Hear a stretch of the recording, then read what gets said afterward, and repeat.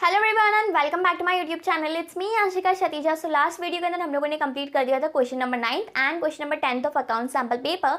And इस वीडियो में आपको कराने वाली हूँ question number 11 and question number 12।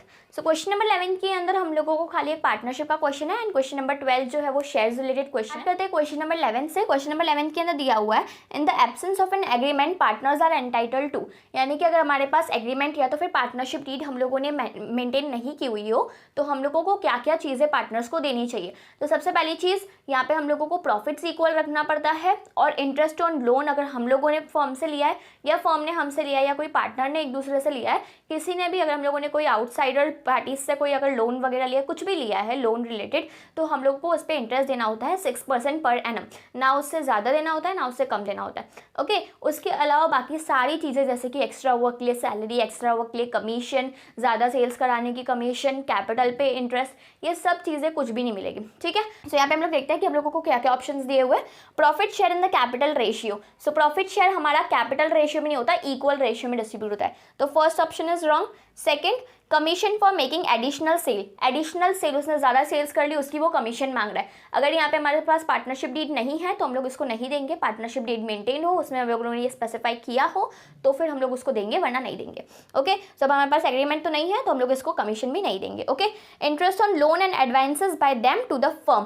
Partners ने फर्म को लोन दिया है, ठीक है, तो उसका क्या है, इंटरेस्ट देना ही पड़ेगा ऑब्वियसली। कितना, 6% पर एनम पे। ठीक है, सो तीसरी चीज़ यानी कि थर्ड ऑप्शन इज राइट, वो देना है। Salary for working extra hours, extra hours work करने के लिए सैलरी, तो ये भी हमारे पास एग्रीमेंट नहीं है तो हम लोग नहीं देंगे। इंटरेस्ट ऑन कैपिटल, जैसे मैंने आपको पहले भी बोला कि इंटरेस्ट ऑन कैपिटल अगर हमारे पास एग्रीमेंट नहीं किया हुआ होता है तो हम लोग इंटरेस्ट ऑन कैपिटल नहीं देते। तो यहाँ पे अगर हम लोग देखें तो यहाँ only third option which is interest on loans and advances by them to the firm, तो ये जो ऑप्शन है खाली यही करेक्ट है। अब हम लोग करेक्ट ऑप्शन देखते हैं। ए में दिया है first, fourth and fifth, B में दिया है सेकेंड एंड थर्ड, सी में दिया हुआ है ओनली थर्ड, डी में दिया हुआ है first and third. Okay, so यहाँ पे हमारा सी ऑप्शन 11th क्वेश्चन का C option is the correct answer which is in the absence of agreements partners are entitled to pay the interest on loans and advances by them to the firm. Okay, 11th question तो बहुत ही ज़्यादा easy था। अगर आपने partnership की theory अच्छे से पढ़ी हो तो आप इस क्वेश्चन को इजीली सॉल्व कर सकते हो। अगर आपको पार्टनरशिप थियरी पढ़नी है तो फिर मैंने इसके ऊपर वीडियो बनाया हुआ है, लिंक डिस्क्रिप्शन में मिल जाएगी और आई बटन में भी शो होगी। ओके, अब हम लोग करते हैं 12th क्वेश्चन। क्वेश्चन के अंदर दिया हुआ है Rancho limited took over the assets of ₹20 lakh from PK limited by paying 30% through bank draft. यानी कि रेंचो लिमिटेड करके एक कंपनी थी, उसने 20 लाख के एसेट्स लिए जिसमें से वो 30% जो है बैंक ड्राफ्ट के थ्रू पे कर रहा है, यानी कि बैंक के थ्रू पे कर रहा है। ओके, तो 20 लाख का 30% इज 6 लाख, ये वो पे कर रहा है बैंक से। बाकी के जो 14 लाख है, 14 लाख जो है वो पे करेगा शेयर्स को इश्यू करके। सो यहाँ पे देखते हैं शेयर्स को वो कैसे इश्यू कर रहा है। And balance by the issue of shares of ₹100 each, her share की वैल्यू 100 रहनी चाहिए और इसको वो इश्यू कर रहा है प्रीमियम ऑफ 10%। हमारे शेयर की वैल्यू जो है वो तो 100 ही है, लेकिन इसके ऊपर वो 10% प्रीमियम भी लगाएगा इशू करते वक्त। ठीक है, सो 100 का 10% इज 10 रुपीज़। ठीक है, सो प्लस कर देंगे 10, यानी कि हम लोग 14 लाख की वैल्यू के शेयर्स हम लोग 110 रुपीज़ में इशू कर रहे हैं। तो हम लोग देखते हैं कि हम लोग को कितने शेयर्स इशू करने पड़ेंगे। ओके, सो 14 लाख की वैल्यू है हमारे सारे शेयर्स की टोटल और पर शेयर की वैल्यू है 110।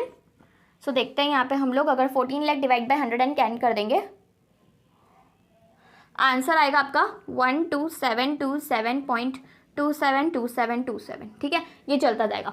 अब मैं आपको यहाँ पे एक बहुत ही ज़्यादा इंपॉर्टेंट चीज़ बताने वाली हूँ जहाँ पे आपके चांसेस बहुत ज़्यादा है कि आप ये क्वेश्चन रॉन्ग अटेम्प्ट करोगे। ठीक है, तो यहाँ पे क्या लिखा हुआ है, हमारा यहाँ तक की चीज़ें तो ठीक है, बट ये जो डेसिमल पॉइंट से आए हैं 0.27, 27, 27, 27, ये चीज़ जो है आपका 1 मार्क का क्वेश्चन रॉन्ग कर सकती है। ठीक है, सो ये चीज़ जो मैं अभी बोलने जाने वाली हूँ वो बहुत ही ज़्यादा इंपॉर्टेंट है, इसको अच्छे से सुन लेना। ठीक है, अगर आप कोई भी शेयर्स इशू करो तो एक चीज़ ध्यान रखना कि डेसिमल पॉइंट के पहले की जितनी भी वैल्यू है विच इज़ 12727, ठीक है, आप इतने शेयर्स इशू करोगे। ओके, अब आप ये पॉइंट बताओ कि एक बहुत ही कॉमन सेंस वाली चीज़ है कि क्या हम लोग शेयर्स को डेसिमल पॉइंट्स में इशू कर सकते हैं? क्या हम लोग बोल सकते हैं कि मैंने ना 0.27 शेयर्स इशू किए? नो, ठीक है, हम लोग ये बोल सकते हैं कि मैंने 12,727 शेयर्स जो है इशू किए पब्लिक को, बट हम लोग ये बोल सकते हैं 12,727.2727 शेयर्स इशू किए? नो। ओके, तो यहाँ पे डेसिमल पॉइंट्स की पहले वाली जो वैल्यू आती है उतने हम लोग शेयर्स इशू करेंगे, और डेसिमल पॉइंट्स की बाद की जो वैल्यू है विच इज़ 0.272, ये जो वैल्यू है ना, इसको हम लोग राउंड ऑफ करके ऑप्शन के अंदर जो वैल्यू दी हुई होती है वो लिखते हैं। ठीक है, फॉर एग्जाम्पल 0.27 का अगर 28 दिया हुआ हो, 29 दिया हो, 30 दिया हो, 31 दिया हो, कुछ भी दिया हो, ठीक है, क्लोजेस्ट वैल्यू जो है हमारे डेसिमल पॉइंट से हम लोगों को उसको देखना है। ठीक है, सो यहाँ पे ये जो पॉइंट की जो वैल्यू होती है ये हम लोग पे किससे करते हैं, बैंक से, और यू कैन से कैश के थ्रू। ठीक है, अब हम लोग यहाँ पे बैंक से 6 लाख रुपीज़ पे कर रहे हैं। ठीक है, अब इन 6 लाख में हमारे जो है ये भी ऐड हो जाएंगे। ठीक है, अब सपोज यहाँ पे इन लोगों ने लिखा हो 6,27,000, ठीक है, 6,27,000 रुपीज़, तो हम लोग जो है ये ऑप्शन बैंक के अंदर राइट हो जाएगा। अब सपोज यहाँ पे 28 दिया हुआ और आपका डेसिमल पॉइंट 2722 आया है, ठीक है, तो फिर आप क्या है, कंफ्यूज हो जाओगे कि मेरा तो डेसिमल पॉइंट नहीं आया है। ठीक है, बट यहाँ पे हम लोग जो है डेसिमल पॉइंट्स को राउंड ऑफ करके भी लिख सकते हैं। अगर क्या पता है यहाँ पे इन लोगों ने 28 दिया हुआ, ऑप्शंस के अंदर इन लोगों ने 30 कंसिडर किया है, तो हम लोगों को इस चीज़ के एकदम क्लोजेस्ट वैल्यू जो है वो टिक करनी है। और कौन से ऑप्शन के अंदर टिक करनी है, बैंक के अंदर, क्योंकि हम लोग कभी भी शेयर्स को पॉइंट में, डेसिमल पॉइंट्स में इशू नहीं कर सकते, इसलिए जो भी पॉइंट्स की वैल्यू आती है वो हम लोग बैंक के अमाउंट के साथ ऐड कर देंगे। अब सपोज यहाँ पे हम लोग 6 लाख के थ्रू पे नहीं कर रहे होते, ठीक है, हम लोग ओनली सब कुछ जो है शेयर्स के थ्रू ही पे कर रहे होते, और तब हमारी जो है 0.272 वैल्यू आती, तो फिर हम लोग क्या करते हैं, 6 लाख का कुछ फंडा ही नहीं है ना, हम लोग खाली बैंक के अंदर ये 27, 28 जो भी ऑप्शन दिया हुआ वो ऐड कर लेते हैं। ओके, सो आई होप आपको थोड़ा बहुत इसमें पता चला होगा कि हम लोग शेयर्स को कैसे इशू करते हैं और बैंक के अंदर कैसे अमाउंट लिखते हैं। ठीक है, आपको एक बार एंट्री फ्रेम करके बताती हूँ। देखो यहाँ पे हम लोगों को शेयर्स को इशू करना है, ठीक, शेयर्स इशू कर रहे हैं, तो रिसीवर कौन है हमारा, पीके लिमिटेड। सो पीके लिमिटेड अकाउंट डेबिट। ठीक है, कितने पैसे रिसीव करेगा, जितने कि हम लोगों ने एसेट्स खरीदे। ठीक है, सो 20 लाख। 2, बैंक से कितना पे कर रहा है वो हम लोग लास्ट में लिखेंगे, शेयर्स पहले देखते हैं कितने इशू कर रहे हैं। शेयर्स मैंने आपको जैसे बताया डेसिमल पॉइंट्स के पहले की जो वैल्यू होती है उतने के शेयर्स हम लोग इशू करते हैं। ओके,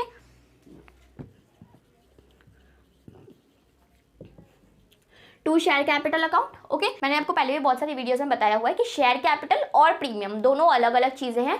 सो यहाँ पे 100 रुपीज़ जो है वो शेयर कैपिटल के अंदर जाएगा, क्योंकि शेयर कैपिटल हमेशा फेस वैल्यू से क्रेडिट होता है। ओके, सो 100 रुपीज़ जो हमारे शेयर कैपिटल के अंदर जाएगा, और जो हम लोगों ने 10 रुपये प्रीमियम मंगवाया वो हम लोग सिक्योरिटीज प्रीमियम रिजर्व के अंदर क्रेडिट करेंगे। ओके, तो यहाँ पे हम लोग नीचे लिख देते हैं 2 सिक्योरिटीज प्रीमियम रिजर्व अकाउंट।